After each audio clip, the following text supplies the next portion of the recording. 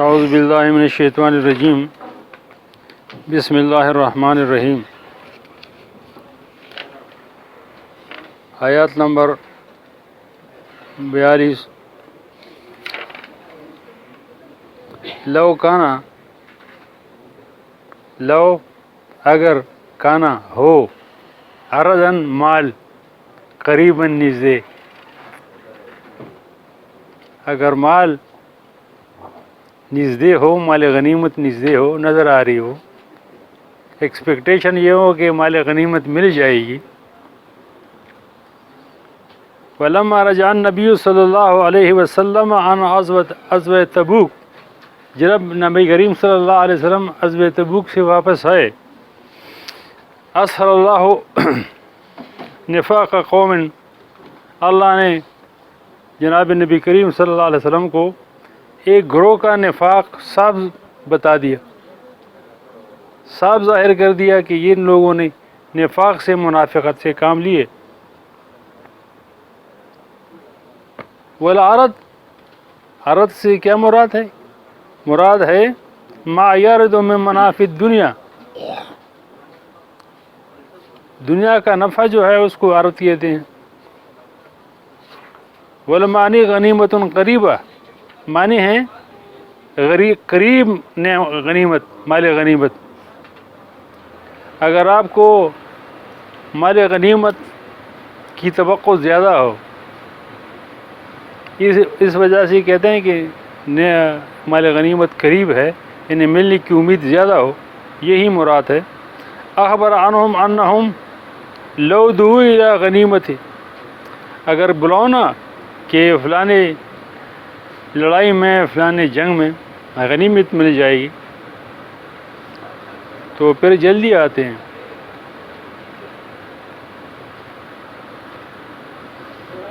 لا اتبعوہ، وہ آپ کی پیچھے پیچھے آئیں گے۔ اب جب ہمارے دور میں مال غنیمت نہیں ہے تو اس آیات سے مراد یہ ہے کہ اگر آپ کو پروموشن کا، ترقی کا خیال زیادہ ہو، آپ چاہتے ہیں کہ پروموشن ملے، ترقی ملے، تو یہ اس آیات سے مراد وہی ہے، کیونکہ آج کل مال غنیمت نہیں ہے، وہ بھی اسی زمرے میں آتی ہے۔ اگر آپ لڑتی اس لیے ہیں کہ ترقی مل جائے، پروموشن مل جائے، تو اسے اس آیات کے دائرے میں وہ آ جائے گا۔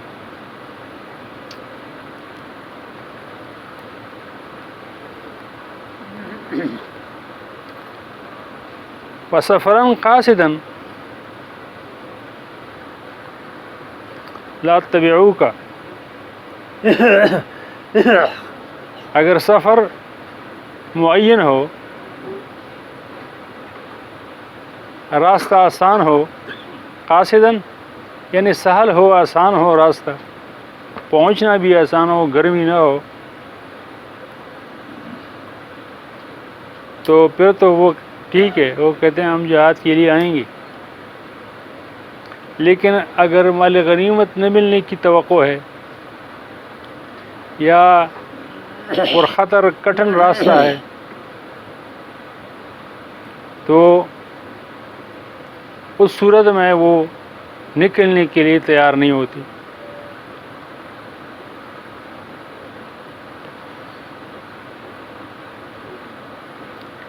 تقدیر،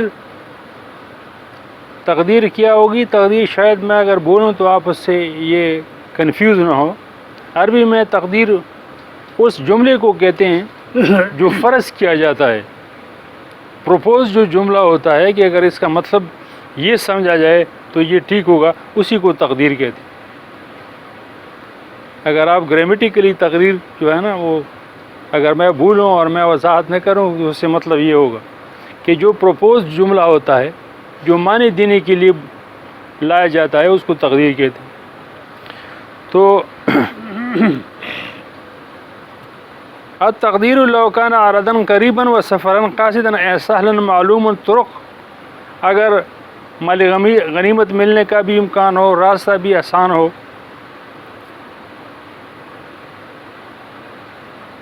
لا تبعو کا یہ آپ کے پیچھے چلنا شروع ہو جاتے ہیں، یہ آپ کے پیچھے لگ جاتے ہیں۔ یہ اور جو لوگ یہ سوچ لے کر آگے نکلتے ہیں وہ منافق ہوتے ہیں، وہ مومن نہیں ہوتے۔ اللہ نشانی بتاتے ہیں کہ اگر ایسی لوگ ہو جو آپ کے پیچھے لگ جائیں اور ان کے مقاصد یہ ہو تو جہاد کی جو درجات ہے وہ ان کو نصیب نہیں ہوں گے۔ میں آپ کو ایک بات بتاؤں کہ جہاد میں اللہ کریم نے بہت بڑے برکات اور درجات رکھے ہیں۔ جو لوگ جہاد پہ جاتے ہیں ان کے جو باقی لوگ گھر میں رہ جاتے ہیں ان کو پتہ چل جاتا ہے کہ ہمارے مرد کی، ہمارے لڑنے والے سے پہلے اس گھر کی حالت کیا تھی اور اس کے جانے کے بعد اس گھر کی حالت کیا ہے، ان کو محسوس ہونے لگتا ہے۔ تو مومن جو جہاد کے لیے جاتا ہے وہی برکات اور درجات جو ہے اس کے گھر میں نازل ہونی شروع ہو جاتی۔ لیکن جو لوگ منافقت کے تحت جہاد میں جاتے ہیں اس سے ان کو اس کے گھر میں، اس کے بچوں میں، اس کی بیوی میں اور اس کے خاندان میں کوئی اثر نہیں ہوتا، بلکہ الٹا اثر ہوتا ہے۔ شاید جو لوگ فوج میں رہے ہیں اور جو میری یہ بات سن رہے ہیں ان کو یہ پتہ ہوا ہوگا کہ جب اور جتنی بھی میدان جنگ میں آپ پہ تشدد ہوگا، زبردستی ہوگی، آپ زیادہ تنگ ہوں گے، آپ کو زیادہ تکلیف ہوگی، آپ محسوس کریں گے کہ آپ کے گھر میں زیادہ راحت ہوگی۔ پسماندگان کو کوئی تکلیف نہیں ہوگی، ان کو فکر نہیں ہوگی۔ اگر آپ کسی کے خلاف لڑائی میں جائے تو جو دل میں جو وسوسے ہوتے ہیں اور جو غم اور فکر ہوتی ہے وہ جہاد کی صورت میں نہیں ہوتی۔ اس لیے جن صحابہ کو عادت پڑی وہ کوئی روک ہی نہیں سکتا تھا جہاد کرنے سے۔ جن کو عادت نہیں پڑی اور منافقت اختیار کر لی تو وہ لڑائی سے چپتے چھپاتے تھے۔ اور اس آیات میں اللہ نے یہ فرمایا کہ جو لوگ لڑائی سے چپتے ہیں، آپ کے پیچھے رہ جاتے ہیں اور بیٹھے رہتے ہیں، نکلتے نہیں، یہی لوگ جو ہے یہی منافق۔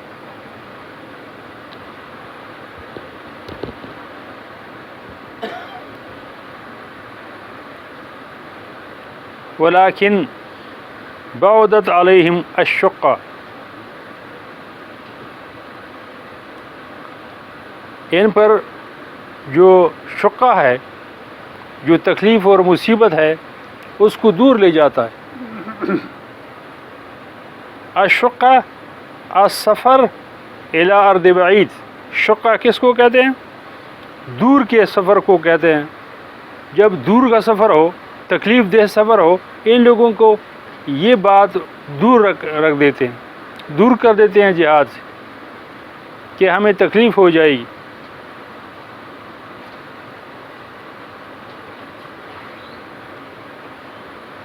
وَسَيَحْلِفُونَ بِاللَّهِ لَوِ اسْتَطَعْنَا، اور اللہ کی قسم کھائیں گے اگر ہمیں طاقت ہوتی تو ضرور آپ کے ساتھ نکل جاتے، جہاد پہ نکل جاتے۔ اے لو کان لنا ساعۃ فی الظہر والمال، اگر ہمارے پاس طاقت ہوتی، مال ہوتا تو ہم آپ کے ساتھ نکل جاتے، چلے جاتے تھے۔ لخرجنا معکم، آپ کے ساتھ نکل جاتے۔ یہلکون انفسہم، اپنے آپ کی نقصان کرتے ہیں، اپنے آپ کو ہلاک کرتے ہیں۔ کیوں ہلاک کرتے ہیں؟ جھوٹ بول کر۔ جو یہ جھوٹ بولتے ہیں اس کی وجہ سے اپنے آپ کو ہلاکت میں ڈال دیتے ہیں۔ اے بالکذب والنفاق، جھوٹ اور نفاق کی وجہ سے اپنے آپ کو ہلاکت میں ڈال دیتے ہیں۔ واللہ اور اللہ جو ہے یعلم جانتا ہے انہم بے شک یہ لوگ جو ہے لکاذبون یہ خواہ کاذب ہے جھوٹے ہیں. اب عفا اللہ عنکا یہاں ایک بڑی حضور مقدس نے بعض لوگوں کو اجازت دی تھی. انہوں نے اجازت چاہی، حضور علیہ السلام نے دی کہ ٹھیک ہے آپ نہ جائیں اگر تکلیف ہے. اللہ بڑے نیازمندی سے کہتے ہیں عفا اللہ عنکا، اللہ آپ پہ رحم کرے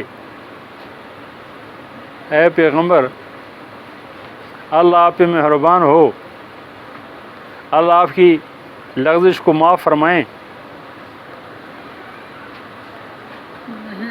لما اذنت آپ نے کیوں اجازت دی لہم ان کو، اللہ آپ پہ رحم کرے، اللہ آپ کو عفا کرے، آپ نے ان کو کیوں اجازت دی کہ چلی کے پیچھے رہ جاؤ.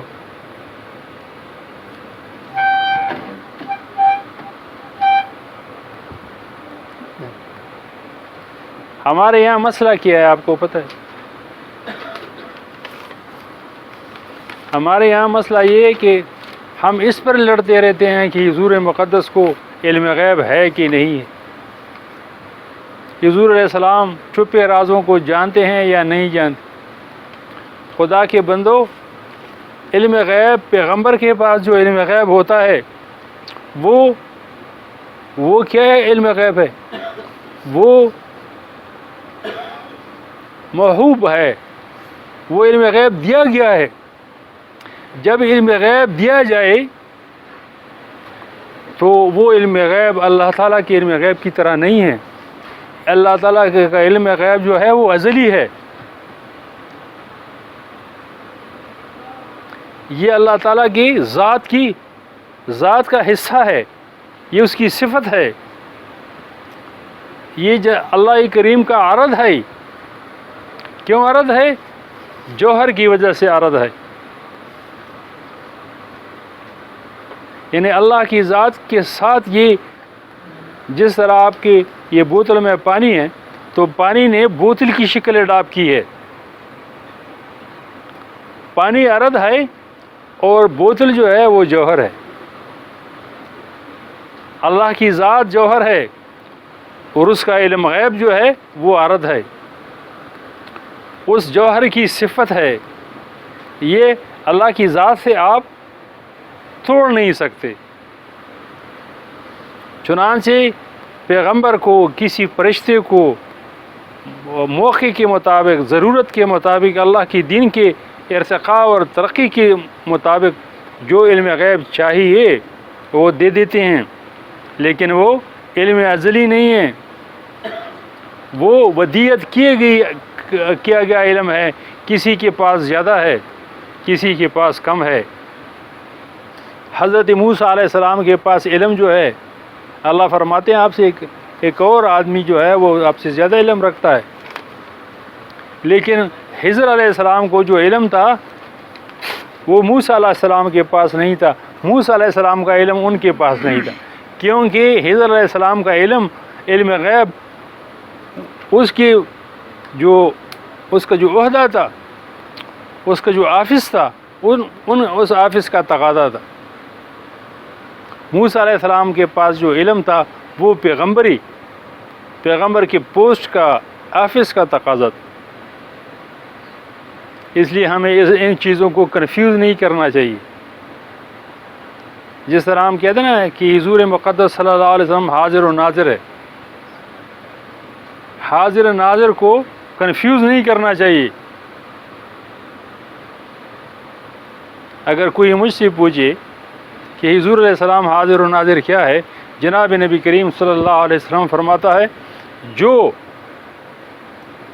مجھ پہ درود بیچتا ہے اور خاص کر جمعے کے دن بیچتا ہے، یہ حدیث ہے، تو جمعے کے دن اس شخص کے نام کے ساتھ اس کا درود مجھ تک پہنچ جاتا ہے۔ حضور صلی اللہ علیہ وسلم فرماتا ہے جو آدمی مجھ پہ درود بھیجتا ہے میری روح واپس کر دی جاتی ہے تاکہ میں اس کی درود کا جواب دے دوں۔ آپ اس طرح نہ سمجھے کہ حضور علیہ السلام وفات پا گئے تو وفات پا گئے۔ آپ یہ بھی نہیں سمجھے کہ حضور علیہ السلام اس طرح زندہ ہیں جس طرح پہلے زندہ تھے۔ ان چیزوں کو اگر آپ کنفیوز کریں گے تو عقیدتاً یہ غلط ہوگا۔ حضور علیہ السلام کو نور کہنا، بہت سے صحابہ کرام نے فرمایا ہے کہ اللہ کی نزدیک نور کوئی مسئلہ نہیں ہے، کوئی مطلب نہیں ہے۔ عبداللہ ابن عباس رضی اللہ فرماتے ہیں کہ اللہ کے پاس تاریکی اور نور ایک چیز ہے، کیونکہ اللہ کو تاریکی نہیں ہے، نور نہیں ہے، اس کی ضرورت ہی نہیں ہے۔ کیا وہ روشنی میں اللہ ہے اور اندھیرے میں اللہ نہیں؟ یہ اللہ کا مسئلہ نہیں ہے کہ اس کے لیے یہ نور روشنی چاہیے اور اس کے لیے یہ اندھیرا ہے۔ نیور۔ اللہ نور السماوات، میں نے اس کی تشریح کی اپنی تفسیر میں اور آپ کو بھی کئی میسیجز کے ذریعے بھیجا کہ اللہ نور السماوات والارض کا مطلب جو ہے تمام مفسرین نے، علماء نے، مجتہدین نے یہ کیا ہے کہ اللہ منور السماوات والارض، یہ نور جو ہے مصدر ہے، صفت ہے، اس کو فاعل کے طور پہ استعمال کیا گیا ہے۔ اللہ منور السماوات والارض، اللہ جو ہے زمین و آسمان کو منور کرنے والا ہے۔ چلو جی، اگر ہم کہتے ہیں کہ نہیں اللہ تو نور السماوات والارض ہے، اب اگر یہ اللہ کا نور ہے سماوات والارض، تو جب تک یہ آسمان و زمین رہیں گے اللہ کا جو ازلی نور ہے وہ ناقص رہے گا، کم رہے گا، اس میں نقصان رہے گا۔ جو ہماری جو عقیدہ ہے لا الہ الا اللہ محمد رسول اللہ کا، اس کے خلاف ہی ہے۔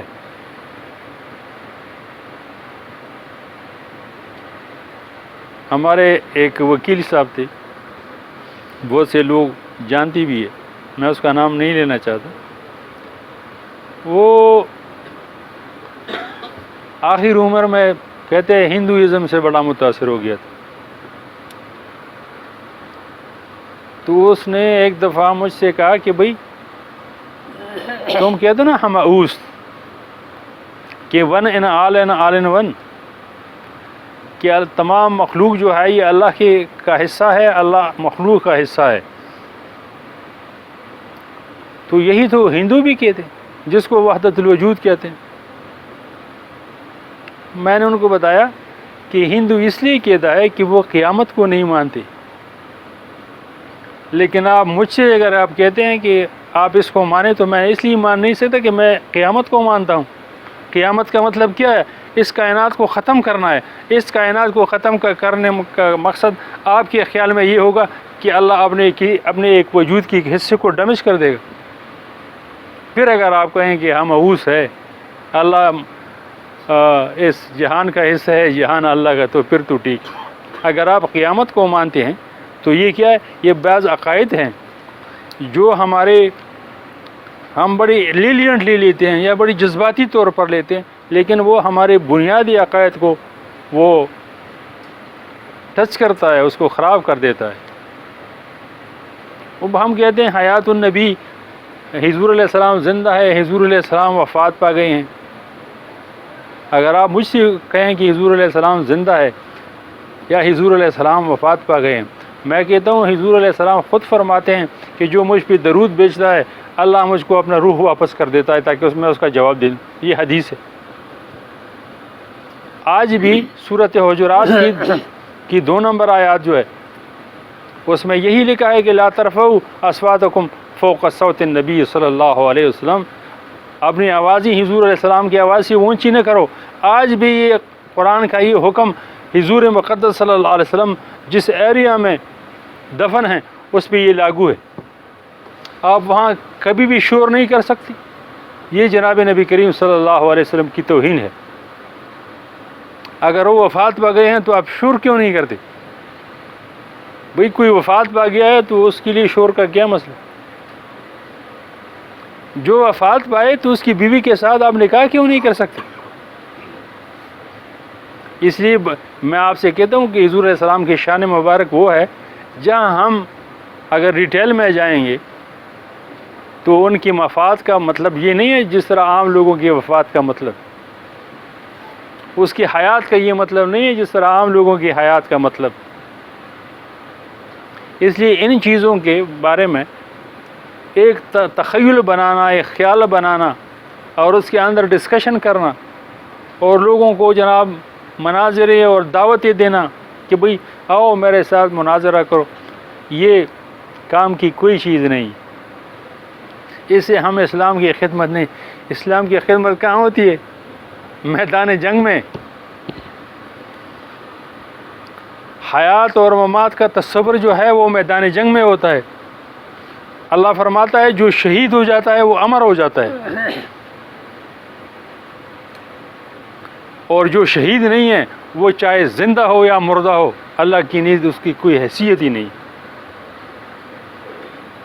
بات ہی ختم۔ جو اللہ کا تابعدار ہے وہ زندہ ہے، جو اللہ کا نافرمان ہے وہ مردہ ہے چاہے وہ زندہ ہو۔ ابو جہل اپنی حیات میں، اپنی زندگی میں مردہ تھا، اپنی وفات کے بعد بھی مردہ تھا۔ حیات کس سے جڑی ہوئی ہے؟ مسلمانوں سے۔ کن مسلمانوں سے؟ جو اللہ کے لیے لڑتے ہیں، اس بنیاد پر لڑتے ہیں کہ میرا جو موت ہے یہی حیات ہے۔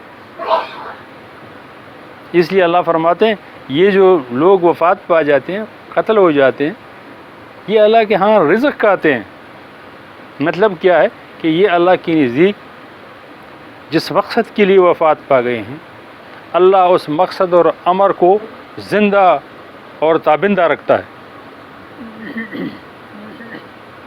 اور کہتے ہیں نا کہ کٹا کے انگلی شہیدوں میں نام کرتے ہیں۔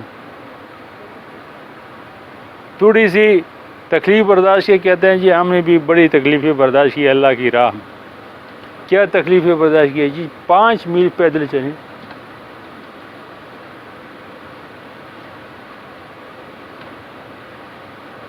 ہم سر جھکا دیتے ہیں کہ یہ 5 میل پیدل چلے ہیں اور یہ کارگزاری پیش کر رہے ہیں۔ جن لوگوں کے اہل و عیال شہید ہو گئے انہوں نے کبھی اپنی کارگزاری بیان نہیں کی۔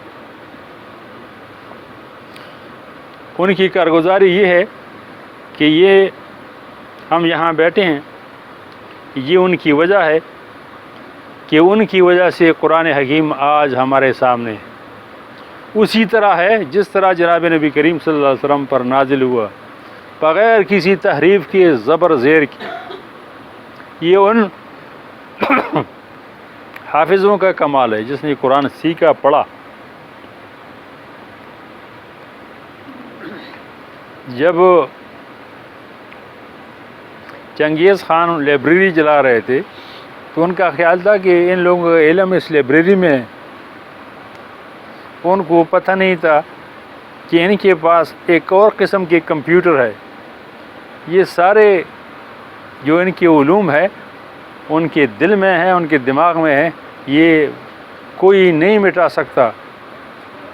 یہ کیا ہے؟ یہی حفاظتی دین ہے جو کبھی خون سے ہوتا ہے، کبھی زبان سے ہوتا ہے، کبھی یادداشت سے اور ذہن سے ہوتی ہے۔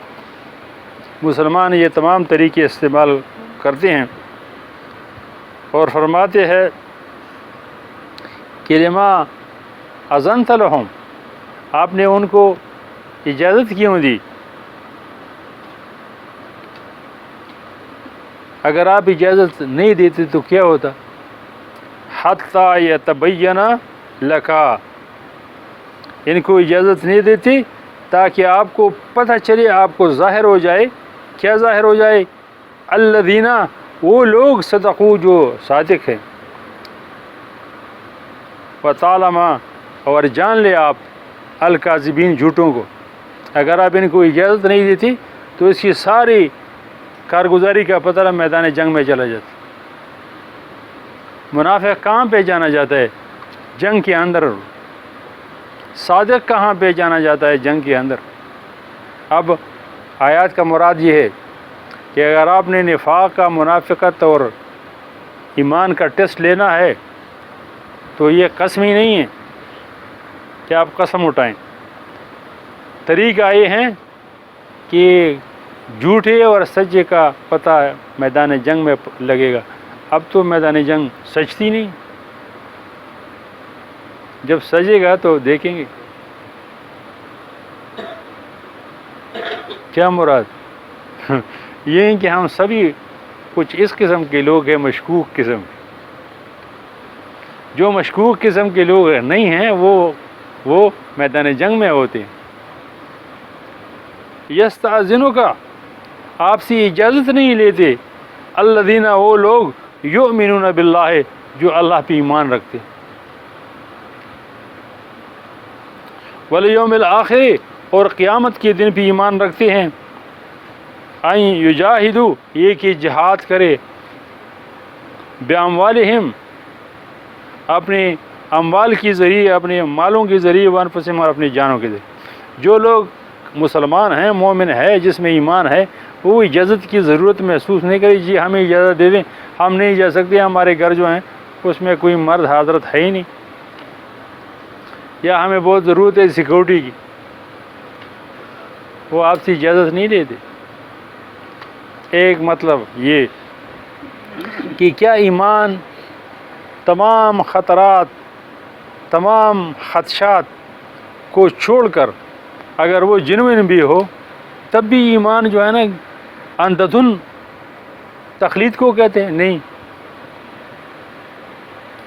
اگر آپ کو واقعی ضرورت ہے، اگر آپ کی ماں بیمار ہے، جناب نبی کریم صلی اللہ علیہ وسلم اجازت دیتے ہیں کہ آپ ماں کی عیادت کریں. اگر آپ کی ماں باپ کو ضرورت ہے تو آپ ان کی خدمت کریں. یہ کیا ہے؟ یہ ذہن کے مطابق، آپ کے ضمیر کے مطابق جو آپ کے مسائل ہے، قرآن حکیم جناب نبی کریم صلی اللہ علیہ وسلم ان کو ایکسیپٹ کرتے ہیں.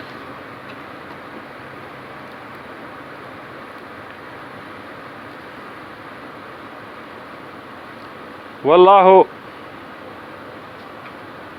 علیم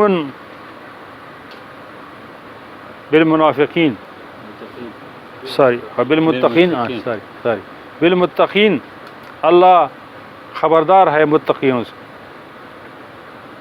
تقویٰ کیا ہے؟ یہ لفظ ہم بار قرآن حکیم میں سنتے ہیں.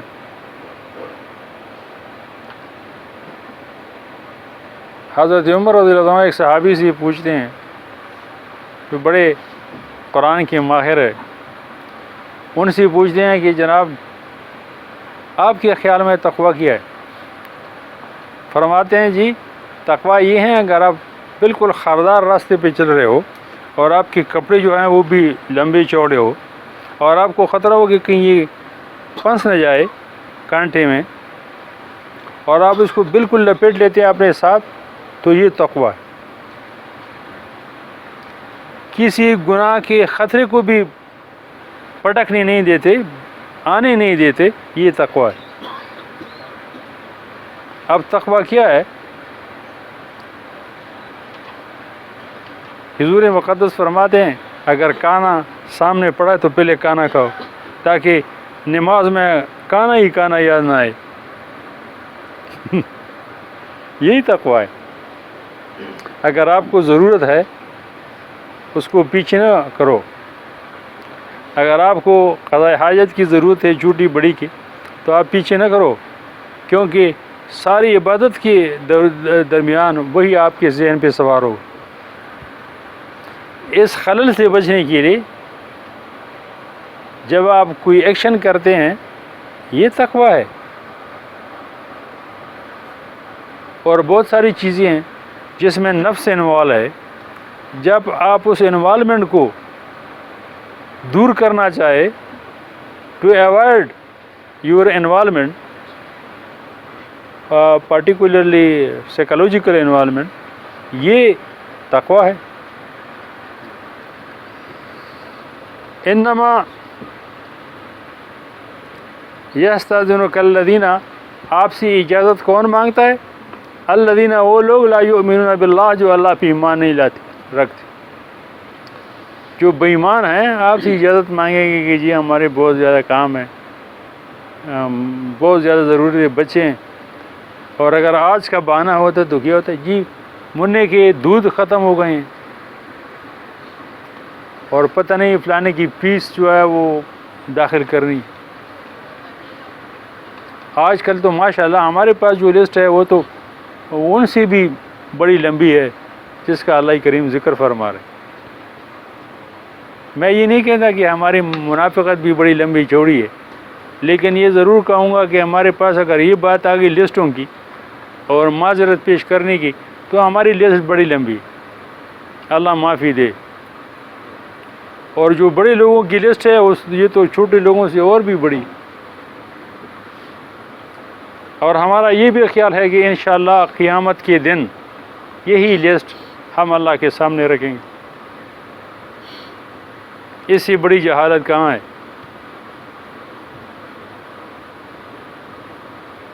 بھئی سیدھی سی بات ہے، اللہ سے آپ کچھ نہ چھپا سکتے ہیں، اور آپ جو بتا رہے ہیں اگر وہ جھوٹ ہے وہ بھی جھوٹ ہے اور غلط ہے، آپ وہ بھی نہیں کر سکتے۔ چنانچہ سیدھی رہ، اگر آپ نے جہاد پہ جانا ہے سیدھی بات کر، نہیں جانا ہے سیدھی بات کر۔ اللہ کے سامنے یہ جو ہیلے بہانے اور جھوٹ جاٹ جو ہے یہ ختم کرو۔ کیوں؟ اس لیے کہ آپ نے دنیا میں ایک ایسے نظام کو لانا ہے جو کبھی دور سے بھی جھوٹ کا اس کا واسطہ نہیں ہے۔ آپ لوگوں کو یہ تسلی دیتے ہیں کہ بھئی آپ کو روٹی ملے گی، کل اس کو گولی ملتی ہے، یہ اسلام نہیں ہے۔ اسلام کا تصور کیا ہے؟ جہاں روٹی کی بات وہاں روٹی، بلکہ اسلام تو یہ کہنا ہے کہ جہاں روٹی کی بات ہے سیدھی سادھی روٹی کی، وہاں پراٹھے کی بات کریں، یہی اسلام ہے۔ جناب نبی کریم صلی اللہ علیہ وسلم حضرت جابر بن عبداللہ رضی اللہ تعالیٰ عنہ چھوٹے تھے، ان کے والد صاحب عبداللہ احد میں شہید ہوئے، 9 بہنیں تھیں ان کی، کافی بوجھ آ پڑا جناب جابر۔ حضور علیہ الصلوۃ والسلام ان کو تسلی دیا کرتے تھے، کہتے تھے جابر میرے بعد ایک ایسا زمانہ آئے گا کہ آپ قالینوں پہ بیٹھیں گے۔ جب جابر رضی اللہ عنہ کو یہ قالین پہ بیٹھے تھے، جب جناب نبی کریم صلی اللہ علیہ وسلم کی بات یاد آئی رونے لگا۔ اللہ اور اللہ کے پیغمبر نے جو وعدہ کیا ہے وہ اس سے بہتر دیا ہے، کم تر نہیں دیا، اور یہی مسلمان کی شان ہے کہ جہاں وعدہ کیا وہاں بہتر دیا۔ میں خالد بن ولید، جناب عمر فاروق رضی اللہ عنہ ایک ایگریمنٹ پہ دستخط کرتے ہیں۔ جب بیت المقدس فتح ہوا،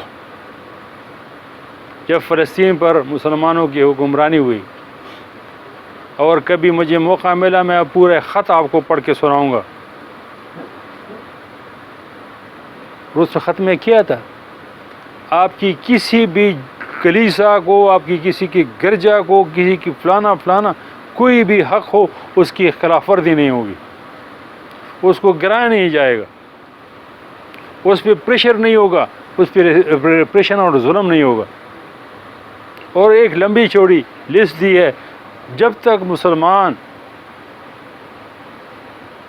اور اب بھی مسلمان الاقدس میں، یروشلم میں اسی معاہدے پہ عمل کرتے، اور وہی اسی معاہدے پہ اردن کے عبداللہ شاہ حسین کے بیٹے ابھی تک وہ عمل کر رہے ہیں، وہ کسٹوڈین ہے بیت المقدس کی۔ اس لیے جب بیت المقدس میں مسئلہ ہوتا ہے لوگ ان سے کانٹیکٹ کرتے ہیں کہ بھئی تو کسٹوڈین ہے۔ چونکہ وہ ہاشمی تھے وہ خاندان، اس لیے وہ کسٹوڈین ہے۔ اسرائیل کے پاس کیا تھی، یعنی جو غلط قسم کا معاہدہ وہ اس میں سیکورٹی صرف اسرائیل کے ساتھ۔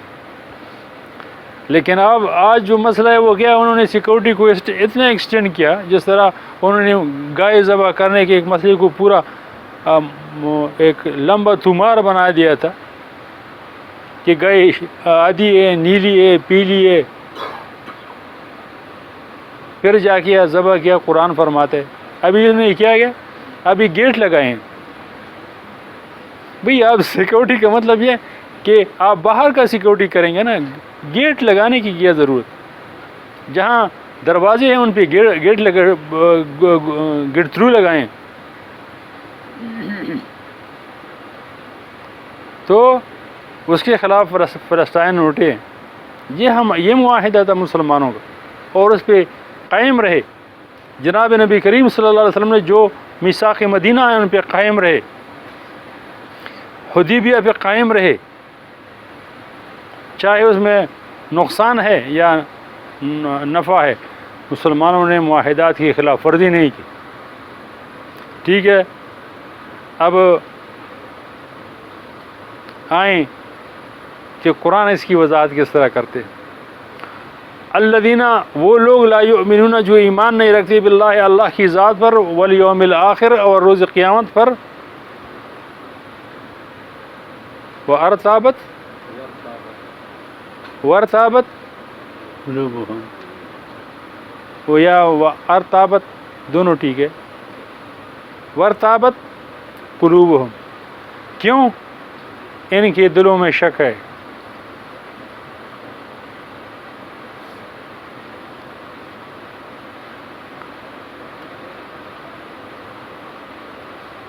آپ سے یہ جو اجازت لیتے ہیں، یہ عذر پیش کر رہے ہیں، کیونکہ یہ جو معاہدات کی خلاف ورزی کرتے ہیں اس کے لیے عذر پیش کرتے ہیں۔ کیوں؟ ان کے دلوں میں کیا ہے؟ شکوک ہے، شبہات ہے، شکت فی الدین۔ یہ شکوک جو ہے ان کی دین میں شک کی وجہ سے۔ اب پتہ چلا کہ یہودیت میں یہود کا شک ہے، نصرانیت میں نصارہ کی شک ہے۔ وارتابت قلوبہم فہم فی ریبہم، یہ اپنے شکوک میں، اپنے شک میں، یترددون، بٹکی ہوئے ہیں۔ کس طرح بٹکی ہوئے ہیں؟ یہ اپنے شک کی وجہ سے کبھی اس طرف جاتے ہیں۔ آپ دیکھیں، جو اگر آپ فلسطین کے بارے میں کچھ بھی جانتے ہیں، کچھ جو اسرائیل نے جو کیا، ایک معاہدات کا اور ایک کمٹمنٹ کا اور ایک قراردادوں کا ایک سلسلہ چلا۔ بھئی بیت المقدس کیا ہے، یروشلم کس کا ہے، اس کے بارے میں یہ ہوا 194 آرٹیکل 194 جو ہے، آپ پڑھ لیں، اب تو عام سی چیز ہے۔ آرٹیکل 194 UN ریزولوشن، اقوام متحدہ جو قرارداد جو ہے 194، اس میں یہ کیا کہ بھئی اس طرح کرتے ہیں کہ ان کے درمیان جو، اب دیکھیں، مجھ سے زمین لے لی جس پہ میرا معاہدہ ہے، مجھے باہر کر دیا۔ وہ کہتے ہیں 194 آرٹیکل ریزولوشن 194 میں کیا کہتے ہیں ٹھیک ہے، بس اب کے لیے کنسلیشن کمیشن بنائیں۔ کنسلیشن یہ تو ہماری وکالت میں ہے کہ ہم آربیٹریشن وہاں کرتے ہیں جہاں حق واضح نہ ہو۔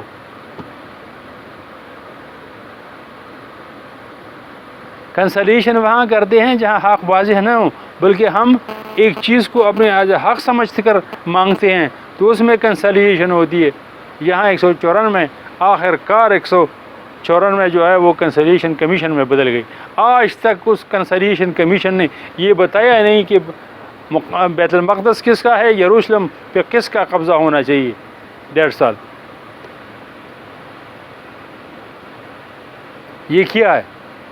اللہ کریم فرماتے ہیں فی ریبہم یترددون، یہ اپنے شک کی وجہ سے بڑھ کے پھرتے ہیں، ایک معاہدے سے دوسرے پر، ایک قرارداد سے دوسرے پر، ہر چیز پہ شک کرتے ہیں۔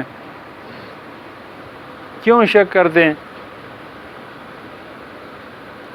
ہمارے ایک بہت بڑے عالم جس کی میں دل سے قدر کرتا ہوں، وہ بیچارہ جب نہیں چھوڑا بیت المقدس کے اندر درس دینے کے لیے تو بیٹھ کر سیڑھیوں میں درس دیا کرتے تھے۔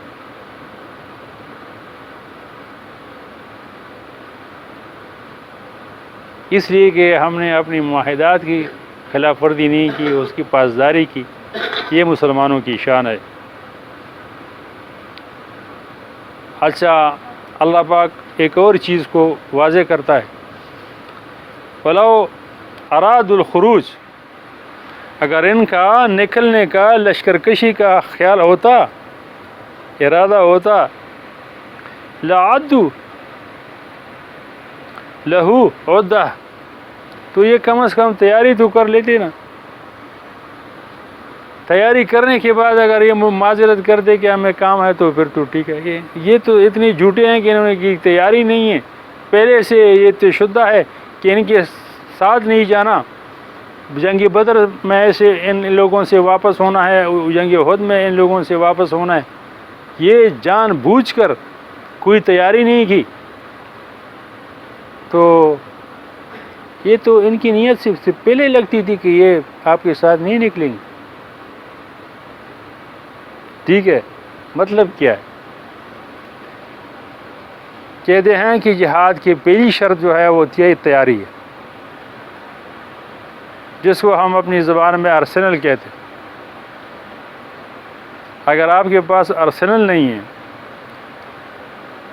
ایمونیشن ایک اور چیز ہے، لیکن پوری جو پیکج ہوتی ہے اس کو ارسنل کہتے ہیں، جس میں آرمی، جس میں ایمونیشن، جس میں آرمر کور اور یہ سب ملا کر یہ ارسنل ہے۔ اگر کسی قوم کے پاس تیاری نہیں ہے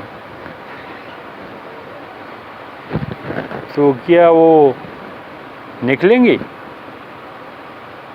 بلکہ وہ قوم ہی منافق ہے۔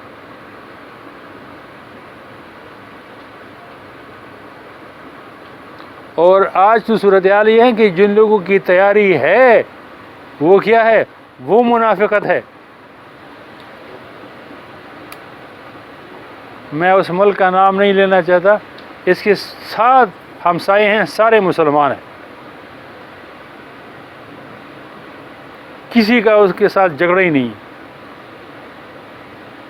انہوں نے 2070 سے 80 تک، بلکہ آپ یہ سمجھے کہ 10 سال کے قریب انہوں نے $25 ٹریلین کا اسلحہ خریدا امریکہ سے، $25 ٹریلین کا۔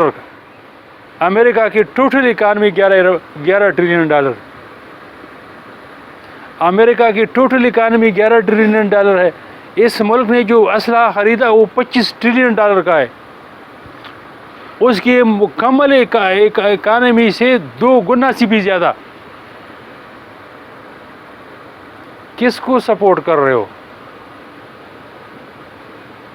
فلسطینیوں کو؟ بیچارے جو در بدر جو ایک خاتون، مجھے وہ کیا سمجھتی، پتہ نہیں کہ یہ کیا کوئی ترہ خان ہے کیا ہے، وہ مجھے بیچتی ہے اسٹیکر، وہ مجھے لکھتی ہے کہ غزہ کو فری غزہ اینڈ فری فلسطین۔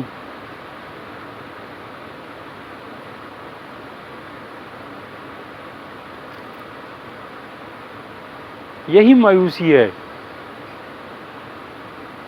جو آج ہم پہ چھائی ہوئی ہے۔ کیوں؟ اس لیے کہ ہم نے جس وقت جہاد کا راستہ چھوڑا، مایوسی ہمارے گھر آ گئی اور چھا گئی۔ اگر ہماری تیاری ہے وہ بھی منافقت، اگر تیاری نہیں ہے وہ بھی منافقت۔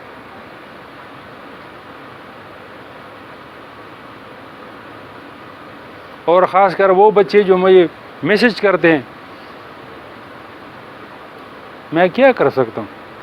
کچھ بھی نہیں۔ اتنی کر سکتا ہوں کہ ان کو تسلی دے دوں کہ کم از کم اگر کوئی نہیں ہے تو میں تو آپ کے ساتھ ہوں۔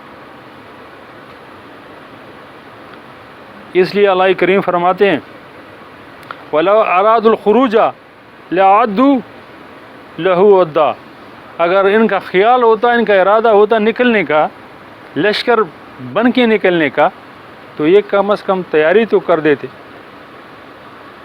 ان کی تیاری سے نہیں لگتا کہ یہ لڑیں گے، اس لیے یہ قومی طور پہ منافق ہے۔ یہ کعب بن اشرف جو تھا وہ خاندانی قبیلوی طور پہ منافق تھا، یہ ایز اے قوم منافق ہے۔ اور ان کی دعائیں دیکھو، لمبی لمبی دعائیں، لمبی چوڑی دعائیں، خدا تو اس طرح کر، تو اس طرح کر۔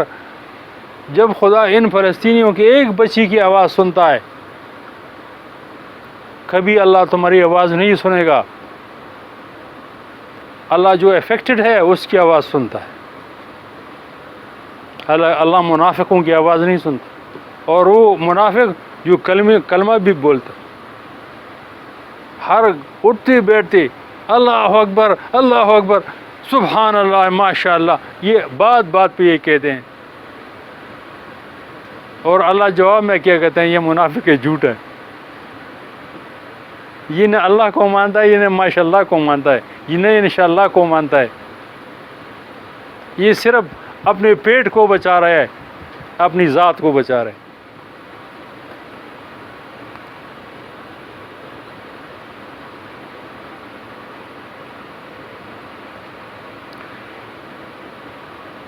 اور اللہ کیا فرماتے ہیں؟ یہی سب سے بڑی بات جو اللہ نے فرمائی، یہ کنکلوڈنگ پیرا ہے، concluding para of the judgment. وہ کیا ہے؟ وہ یہ ہے جناب، وَلَكِنْ كَرِهَ اللَّهُ انْبِعَاثَهُمْ، اللہ اس کے اٹھنے کو سے متنفر ہے، ان کے لڑنے سے، ان کے اٹھنے سے، لشکر کشی کرنے سے متنفر ہے۔ کیوں؟ یہ منافق ہے۔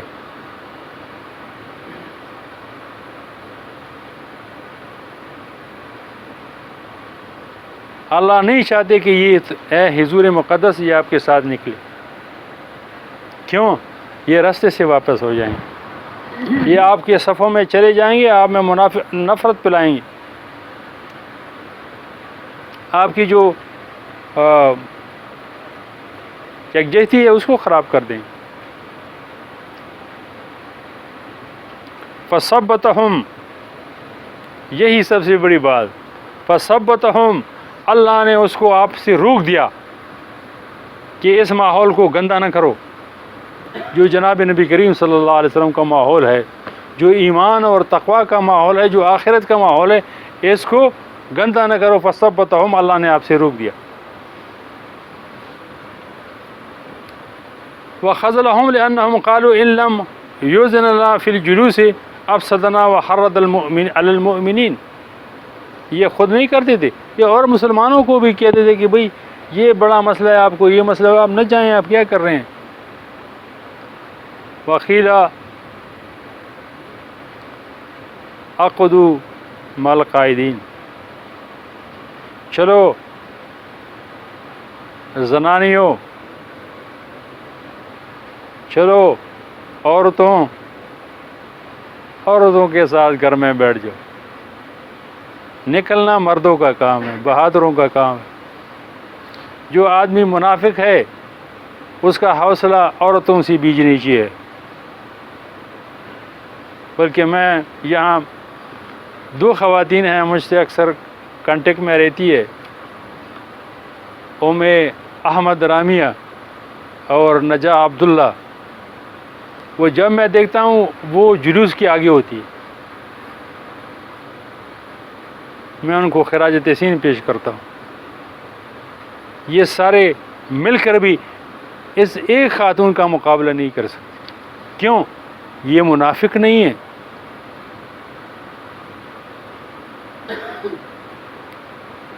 وقیل اقعدوا مع القاعدین قالہ النبی صلی اللہ علیہ وسلم غضباً، جناب نبی کریم صلی اللہ علیہ وسلم نے غصے کی حالت میں کہا کہ چلو تم بیٹھنے والوں کے ساتھ بیٹھا کرو، جاؤ دفان ہو جاؤ۔ فاخذوا بظاہر لفظه وقالوا قد اذن لنا، انہوں نے ظاہر الفاظ کو ہے نا لے لیے، مطلب کہ جناب حضور علیہ السلام نے ہم سے فرمایا کہ آپ بیٹھ جائیں، حالانکہ جناب نبی کریم صلی اللہ علیہ وسلم نے غصے کی حالت میں بتایا کہ جاؤ وقعدوا مع القاعدین، قیلا جب ان سے کہا گیا کہ وقعدوا مع القاعدین، تو یہ جناب نبی کریم صلی اللہ علیہ وسلم نے غصے کی حالت میں کہا کہ جو بیٹھنے والوں کے ساتھ بیٹھا، اس نے کہا جی ہمیں اجازت مل گئی۔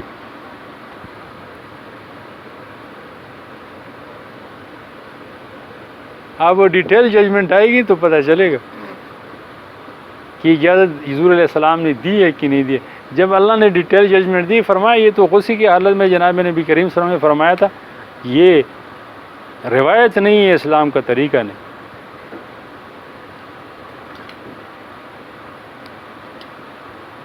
وقیل ہوا عبارت عن الخذلان اے اوقع اللہ فی قلوبہم القعود، اس کا تعلق کیا ہے؟ خذلان سے ہے۔ خذل یخذل وہ کیا کہتے ہیں؟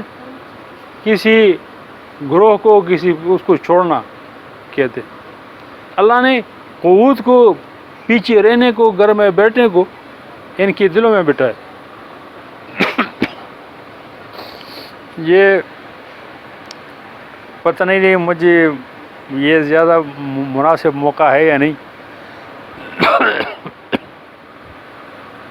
میرا جس علاقے سے تعلق ہے تو میرے یہ جو سینئر مشران تھے وہ مجھے اکثر بتاتے تھے کہ بچہ خان جو ہے وہ یہ پریڈ کروایا کرتے تھے، یہ خدای خدمتگار کی۔ تو جس آدمی کو انہوں نے مقرر کیا نا، تو جب اس نے کاشن دی کہ آسان باز ہوشیار باز، اس میں ایک نواب صاحب بھی کھڑا ہوا ہے اس پریڈ میں، تو اس نے کہا اس آدمی کی کاشن پہ میں ہوشیار باز کروں۔ انہیں کپڑے وپڑے اتار کے واپس گھر آ گیا۔ تو جب اپنی بیوی نے اس کو دیکھا تو اس نے اس کو ایسے الفاظ بتائے کہ وہ ساری عمر جو ہے اس سے غصہ کرتا تھا۔ وہ کیا الفاظ؟ وہ یہی الفاظ، وقعدوا مع القاعدین، او میرے ساتھ ہی بیٹھ جاؤ۔ اور جناب نبی کریم صلی اللہ علیہ وسلم نے جب فرمایا کہ وقعدوا مع القاعدین، آؤ ان لوگوں کے پاس بیٹھو جو کبھی جنگ نہیں کرتے، جو کبھی لڑتے نہیں۔ اس لیے یہ امام قرطبی رحمۃ اللہ علیہ فرماتے ہیں کہ یہ طنز تھا جناب نبی کریم صلی اللہ علیہ وسلم غصے کی حالت میں کہ یہ حالت یہ ہے کہ آپ اجازت مانگ رہے ہیں کہ مجھے جانے دو کہ میں گھر جاؤں۔ مال قائدین، عربی میں قائدین سے کیا مراد ہے؟ بیٹھنے والوں سے۔ ما اولد درر، اولد درر جس کو تکلیف ہو، بیمار ہو، والعمیان جو اندھے ہو، والضمنی جو معذور ہو، والنسوان نسوان عورتیں، والصبیان بچے، یہ قائدین ہیں۔ یہ جہاد نہ کریں تو کوئی بات نہیں۔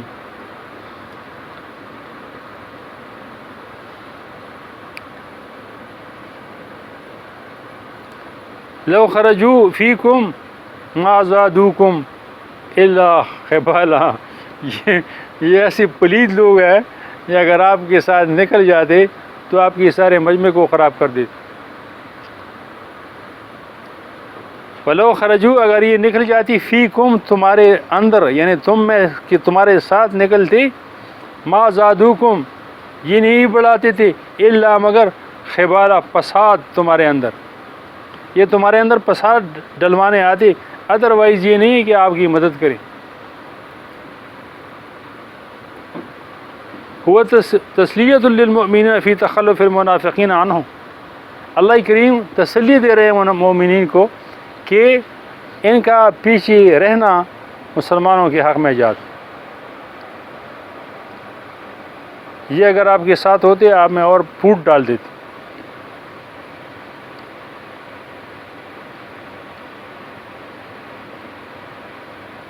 والخبال الفساد، خبال سے مراد کیا ہے؟ فساد مراد ہے.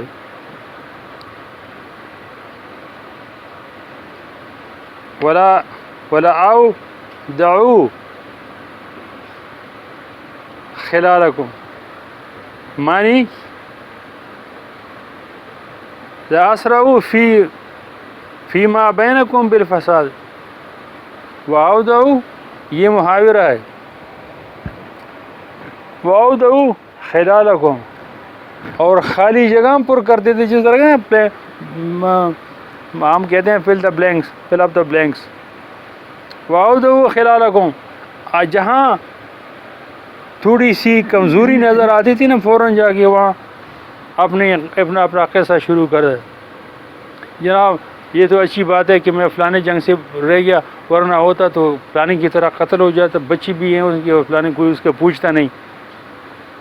تو یہ اودعوا خلالکم، یہ خالی جگہ کو اوپر کرتے تھے، جہاں کسی آدمی کو شکایت ہے یہ جا کر ان کو بتاتے تھے کہ یہ شکایت فلانے کو بھی تھا، اس کو بھی ہوا، اور آپ کا یہ آنا اور میرا یہ آنا خراب ہے، یہ غلط کام. اللہ فرماتے یہ یہی کام کرتے اگر آپ کے ساتھ نکلتے.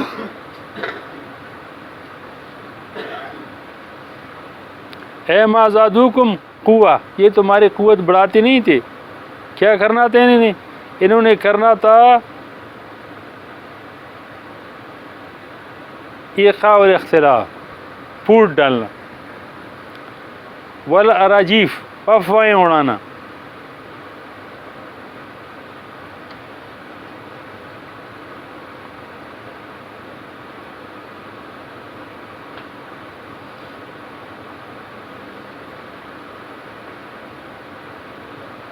یبغونکم الفتنہ، یہ چاہتے کہ آپ میں فساد ڈالی جائے، فتنہ ڈالا جائے. المانی یطلبون لکم الفتنہ، چاہتے تھے، خواہش کرتے تھے کہ شاید ان میں فتنہ ڈل جائے،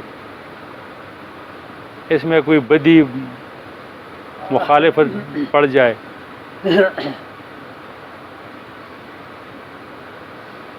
والتحرید،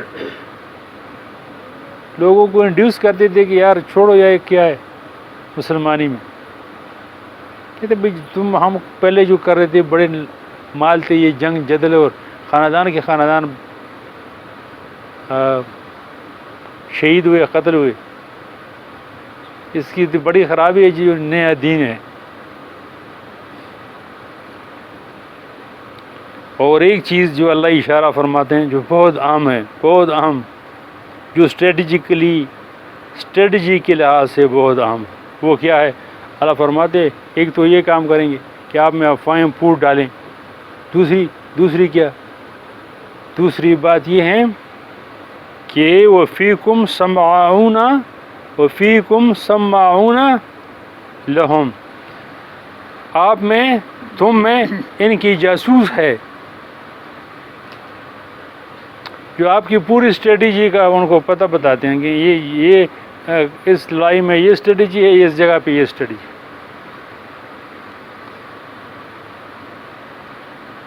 اے عیون لہم، جاسوس ہیں ان کے لیے، ینقلون علیہم الاخبار منکم، یہ ان کو خبریں پہنچاتا ہے. واللہ، اور اللہ کریم جو ہے، علیم، خبردار ہے، بالظالمین، ظالموں، جو لوگ جاسوسی کرتے ہیں، جو لوگ مسلمانوں کے اندر اور خاص کر میدان جنگ میں پھوٹ ڈلوانے کی کوشش کرتے ہیں، ان کے حوصلے خراب کر دینا چاہتے ہیں، ان کو تحریض دیتے ہیں، حرص دلاتے ہیں، ترغیب دیتے ہیں کہ یہ چھوڑو اور اس طرح کرو، ہم آپ کی اتنی مالی امداد کریں. کیا کیا نہیں فرمایا اللہ نے آپ کو. اب ہم کیا سمجھائیں؟ ہمیں سمجھایا کہ بھئی اپنا ایک FIU بناؤ، اپنی ایک انٹیلیجنس ادارہ بناؤ، آپ ایک کاؤنٹر انٹیلیجنس کرے، افواہوں کو روکے جنگ کے دوران، جو لوگ پھوٹ ڈلواتے ہیں یا ڈالتے ہیں ان کو روکیں، ان کو پکڑ لیں. اور اللہ کریم نے فرمایا کہ یہ لوگ کون ہے؟ یہی ظالم ہے جو اپنے آپ پر اور جو ان کو اپنا دوست اور احباب سمجھتے ہیں، ان کی اس کے ساتھ زیادتی کریں. دوستی کیا ہے؟ دوست منافق وہ دوست ہے جو بنیادی طور پر دوست نہیں ہوتا. وآخر الدعوانا ان الحمد للہ رب العالمین.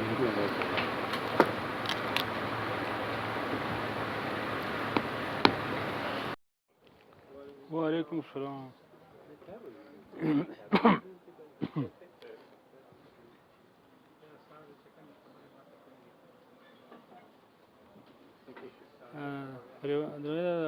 یو بوټو ګوره ته واچو ماره مونږ ته پته نه لګي. وعلیکم السلام. کوم ځای یار مټې مې نه خونه دا خبر څو کال وشو چې مټې په خپل هم نه دی اخی. دا 1999 نه واله کریمو هو باندې جوړوله مټې له